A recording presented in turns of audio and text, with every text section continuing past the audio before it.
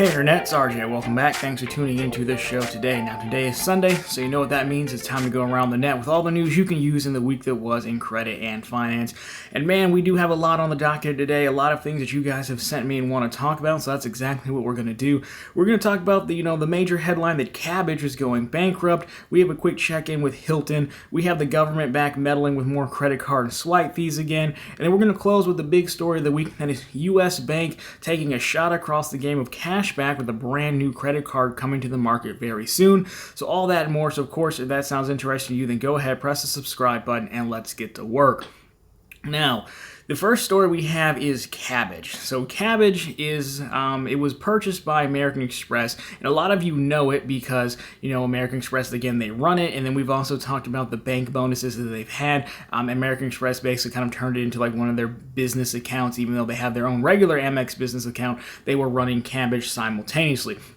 So when the headline comes up that Kabbage is filing for bankruptcy, the initial reaction is that, like, what did American Express do? Did they finally charge too much? Did they not collect enough Platinum Card annual fees? What's leading to this? And I totally get it. And so I saw the story last week, and, the headline is attention-grabbing for sure, but then when you read through it, you're kind of like, oh, that's what happened? So let's break down this Kabbage story, because, I always love to take a good shot at American Express, but this one, unfortunately, is not what you think it is.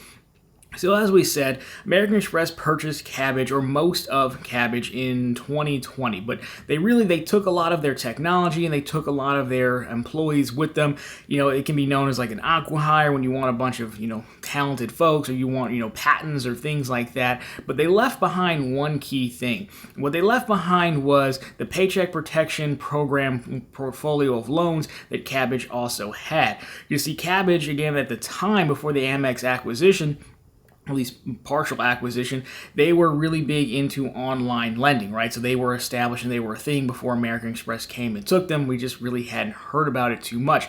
So Kabbage was a big time player in the PPP loans, back when the pandemic first started.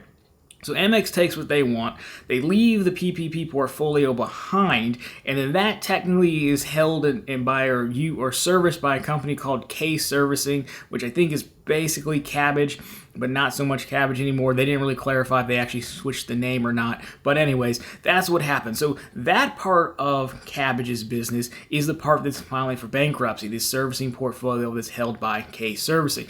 Now the reason is because they did a whole bunch of stuff wrong with this, so we'll put it on screen for you to actually add some clarity to it. Fun facts here, when Kabbage was doing this, right now, these PPP loans, of course, they were supposed to, have some borrower forgiveness. Well, right now, they have the lowest rate of borrower forgiveness of any major lender. They're actually running about a skeleton crew of about 19 full-time employees. They do have some contractors and things like that.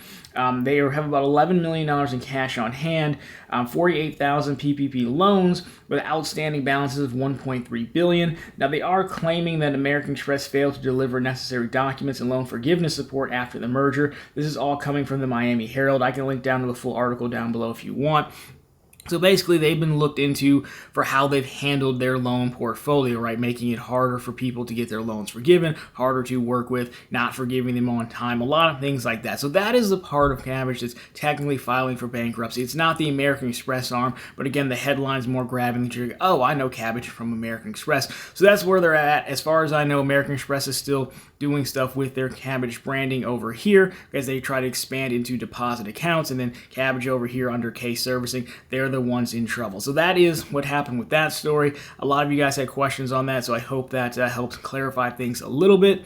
Now with that, we're going to take a look at something on the nicer side. This time we're checking in with Hilton. So again, back to the pandemic, Hilton has those free weekend award nights that you can either earn or certain one of their cards offer. Well, during the pandemic, because folks weren't traveling a lot, Hilton said, hey, instead of having to use this on the weekend, you can just use this whenever you want, any day of the week, right? And, that was a nice change. And now it looks like that change is going to be permanent, because if we take a look at this, Hilton Honors Weekend Night, in quotes, reward now will be known as Hilton Free Night Award. So again, this will be redeemable any night of the week, as you may have guessed.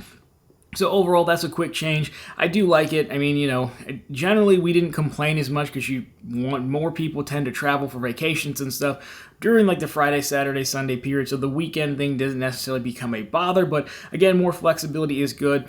And I do like that they're saying, hey, this worked. This was a popular thing. Let's just leave it in place. So there you go. Now you have some level of flexibility with that going forward. Now, moving on from that, we have a tried and true story that we've been tracking here for quite some time. And that is the war on merchant fees or swipe fees, right? We've talked about this before. Long story short of it is, there's a swipe fee that, Visa, MasterCard, Discover, American Express basically charge as part of running the payment network. And the merchants end up having to pay it, which really means we pay it because, the person holding the bag at the end is always the customer. Well, there was a letter a while back to Congress from about 1,600 retailers. Target and Walmart, I believe, were the headliners of that. Basically, they were saying, hey, look, I would want a bill or a law that gives me the flexibility to choose the payment network. So even if it was a Visa card, I could still run it through the MasterCard network if MasterCard was offering a better rate. They're saying it's not really competitive the way it is now. So now it looks like we have a potential bill here that's trying to get snuck through Congress inside of another bill. And let's take a look at this. It's kind of silly, but here we go anyways. So Credit Card Competition Act. This is going to be a bipartisan bill aimed at, again, swipe fees or merchant fees. Bipartisan just means Republicans and Democrats essentially agree on it. Maybe, maybe not, but that's what we call it. So they're sneaking the bill into the National Defense Authorization Act. To be honest, I don't know what's all going into the National Defense Authorization Act, but it sounds like it has nothing to do with credit cards. So the banks, as they're known to do, the banks claim if you were to do this, this could kill credit card rewards. Now, it's also noted that debit cards did get nerfed, and free checking accounts also got nerfed a little bit when Dodd-Frank passed that capped the fees that could be charged on debit cards. Now, however, retailers claim that card rewards would be fine due to the banks using them to attract customers. So basically, once again, everyone's saying, no, it's your fault, it's our fault, you'll be fine, but you probably don't know a bunch about my business, and vice versa. So overall, it seems like your standard government silliness to try to sneak an unrelated bill into something and get it by. I mean, obviously it got reported, so I don't know how much they're really sneaking it, but hey, they look like they're trying to push laws now.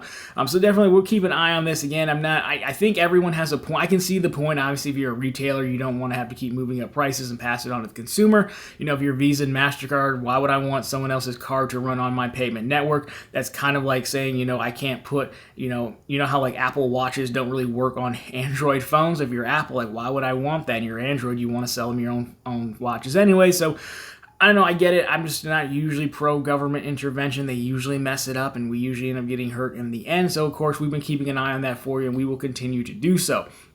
Two more stories to get to here. Speaking of government, we are now keeping track or bringing awareness to a story where a bunch of credit card numbers have been stolen and leaked for free, basically, on the good old dark web. So a website known as Biden Cash, yes, you got it right, Biden Cash, basically to do a stunt to announce their new dark web marketplace, came out and they said, hey, look, we're releasing 1.2 million credit cards for free, again, to promote their new site. So the cards, it looks like the data set was expiring between 2023 and 2026. So, you still have some, in the eyes of the person taking the credit card number, they could technically get some usage out of that. Now, here's the, I won't go through it all, but, they have all the data on the screen that was likely leaked. So, again, this is a credit card show, so 1.2 million cards, I bring it up just for awareness. If you have a lot of cards that you don't necessarily use all the time, keep an eye on it. It's not to say that this doesn't happen all the time, because it does, but again, because it was free and it was so many in one go, it's just, again, a good form of practice to keep an eye on it. Just in case with that. So there's that. There's your awareness. Now we move into what I think is the biggest story of the week, and that is U.S. Bank, who is someone we don't really talk about a ton, but U.S. Bank sent out some emails for a waitlist for a brand new cashback card that they are bringing to the market. Now, we don't have all the details yet, in my opinion. That's why I'm not personally making a standalone video. I tend to save standalone videos for this card, new cards, for when we have all the details. But we do have quite a few details directly from U.S. Bank themselves. So let's take a look at this, because I'm actually pretty excited about this, with a potential caveat or caution a little bit, that we'll talk about. But here you have it. So coming soon, the U.S. Bank Shopper Cash Rewards Visa Signature Card. So, we want to go right down to here's how it works. So the one on the left here, 6% back on combined eligible purchases each quarter with 2 retailers you choose, $1,500 limit. So we're talking about a quarterly card, basically. In addition to that, though, 3% cash back on eligible purchases each quarter in your choice of one everyday category: wholesale clubs, gas, EV charging stations, or bills and home utilities. Again, $1,500 limit, and 1.5x back on everything else. So what are your options to choose from? Well, your major retailers here, I won't read through them all, but you have some powerhouses. You have Amazon, Apple, Lowe's, Target, Walmart, the big ones there, Disney as well. So you've got a lot of options, a lot of big places that you would probably go. It's nice because Walmart's generally not included in the grocery category. And then of course they have a table down below to look at comparison's sake. I do think the data is interesting. It's accurate as of May 6, 2022, which means of course, as you would imagine, this has been in work for quite some time. So you can see it. This card is definitely kind of based on an evolved version of the Cash Plus card, which is a really good card as well. It's 5% back, up to $2,000, and spend a quarter on two categories that you choose. This one just focused on shopping. Now, the only thing we don't know here is the annual fee. I think this is much too good to be true to be a no annual fee card. I think this will be slotted in more so as the evolved version of the Cash Plus card. So the Cash Plus is your no annual fee, and this card will have an annual fee. What will it be? I believe it will be about $95. I think they might borrow from their playbook. If you look at the U.S. Bank Leverage card and the Connect card, those are $95, but it's no fee in year one, then $95 after that. So it's kind of copying like the Amex BCP format, where at 6%, you can still more than make back your money in cash back. It does become less enticing for me with a $95 annual fee, but this is still a really big game changer, honestly, because shopping in department stores is still a big weakness.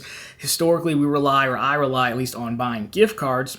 So, for example, iPhone 14 Pro, when it came out, this was purchased with Apple gift cards, 5% back, which is not the biggest issue in the world, but this card, 6% in Apple, so going into Q4, when in September the new phone's coming out, or Q3, I guess, depending on, it's usually September, so yeah, Q3, then you would say, okay, I'm going to put Apple as my category and get 6% on that phone. So this, again, in my opinion, this card is a potential game changer. I did join the wait list. I'll link it down below in case you didn't get the email or something. Many people sent me this action. I do appreciate it. So I would join the wait list as well. I'm kind of reserving a little last minute judgment until I see if there is an annual fee. If they didn't put an annual fee on this would be a direct shot at Chase's Freedom, Discover, and even Citi and the Custom Cash. And I think this is a huge deal, but I also think this is more of a huge deal, not even because of what the card does, but because of who is doing the card. Because generally, I think U.S. Bank has some of the better cashback cards in the L2 Go and the Cash Plus. But they don't have anything that kind of blows you away, and this is definitely a shot at the top guys over here. So the only question I have is, will they go all in? No annual fee. I don't think it will, because again, they don't really seem like a bank who's trying to tie together an ecosystem, who's necessarily trying to sell you other products. Chase can be a little bit more aggressive because it makes sense to have a Freedom and a Freedom Unlimited and then a Sapphire card, and then maybe your business stuff. With the U.S. Bank, because the cards don't work together, it doesn't make as much sense to cross-sell unless you're people like us who want a card for every single niche category. But either way, I'm very impressed by this card. I'm looking forward to it. I did sign up for the wait list, so I would definitely keep my eye on that. When we have all the details and it officially goes live, that's when you will have a full dedicated video on it, because trust me, I will have a lot to say about it and a lot of different use case scenarios that I can use this card for as well. So anyways, guys, that has been the news. So if you like this one, drop me a thumbs up down below. If you find it particularly interesting, of course, consider subscribing to the channel, because we are here every Sunday taking a look at the news, as well as Monday, Wednesday, and Friday with other credit card topics. Question for you guys, of course, is let me know what you think about this U.S. Bank card. What do you think? What do you hope that it has? What would be a reasonable annual fee? How would you incorporate it into your setup? Of course, what else have you seen going on the news this past week? Love to get your thoughts down below on that. But anyways, guys, that's going to do it for this one. As always, thank you so much for watching. I'll talk to you on Monday.